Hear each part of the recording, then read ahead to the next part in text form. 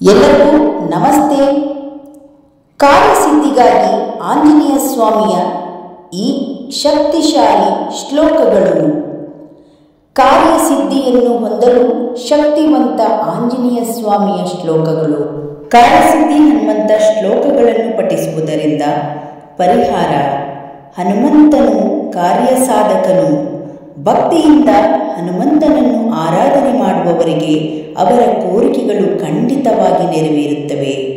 ಭಕ್ತರ ಕೋರಿಕೆಯನ್ನು ಅನುಸರಿಸಿ ಆಂಜನೇಯ ಸ್ವಾಮಿಯ ಶ್ಲೋಕಗಳನ್ನು ಭಕ್ತಿಯಿಂದ ಪಠಿಸುವುದರಿಂದ ತಮ್ಮ ಕಾರ್ಯಸಿದ್ಧಿಯನ್ನು ಸಾಧಿಸಬಹುದು. 1. ವಿದ್ಯಾಪ್ರಾಪ್ತಿಗಾಗಿ. ಪೂಜ್ಯಾಯ ವಾಯುಪುತ್ರಾಯ ವಾಗ್ದೋಷ ವಿನಾಶನ ಸಕಲ ವಿದ್ಯಾಂಕು ಮೇ ದೇವ ರಾಮದೂತ ನಮಸ್ತುತೆ. 2ನೇದಾಗಿ ಉದ್ಯೋಗ ಪ್ರಾಪ್ತಿಗೆ.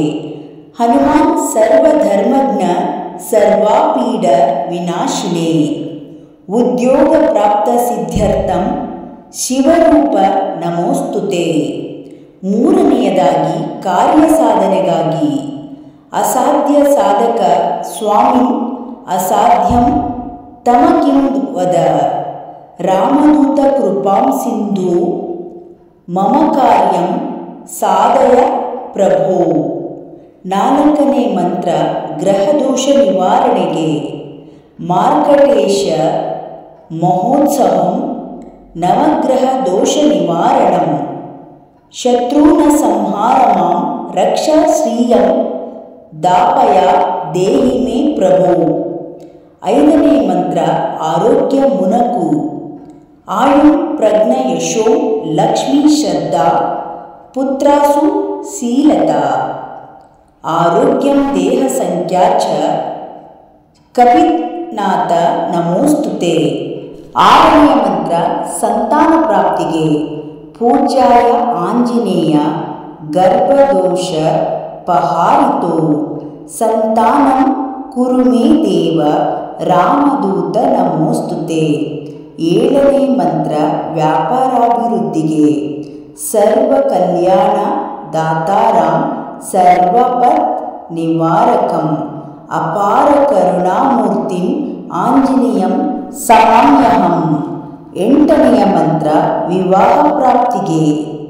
ಯೋಗಿದ್ಯ ಯಾಂಗ್ರಿ ಪದ್ಮಾಯ ಜಗತಾಂ ಪತಯೇ ನಮಃ ವಿವಾಹಂ ಕುರು ಮೇ ದೇವ ರಾಮದೂತ ನಮೋಸ್ತುತೆ.